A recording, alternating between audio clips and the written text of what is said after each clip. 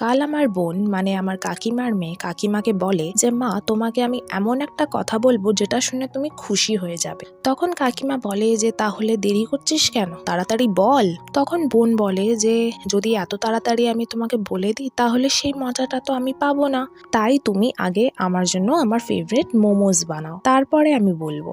তখন কাকিমা বলে যে আমি পারবো না মোমো ঠোমো বানাতে, যা তোকে বলতে হবে না তোর কোনো কথা। দেন বোন মোমো খাওয়ার জন্য বাড়ি থেকে বেরোতে লাগলো আর কাকিমাকে বলে যে আজকের পর আমি সেই কথাটা আর কোনোদিন তোমাকে বলবো না। তারপর কাকিমা বলে যে দাঁড়া দাঁড়া, বাইরে মোমো খেলে টাকাও নষ্ট হবে আর তুই আমাকে সেই কথাটা বলবিও না, থাক ছাড়, আমি বাড়িতেই মোমো বানিয়ে দিচ্ছি। তারপর কাকিমা অনেক কটা সবজি কাটে আর অনেকগুলো মোমো বানায় আর সবার জন্য আলাদা আলাদা প্লেটে মোমো আর স্যুপ সার্ভ করে নিয়ে আসে। বোন মোমো খেতেই যাচ্ছিল কি কাকিমা টুকলো যে আগে খুশির কথাটা তো বল। তখনই বোন বলে চিন্তাপাক ডাম ডাম। এবার এটা শোনার পর কাকিমা বোনকে ধরে এমন পেটায় যেটার বর্ণনা আমি তোমাদেরকে দিতেও পারবো না।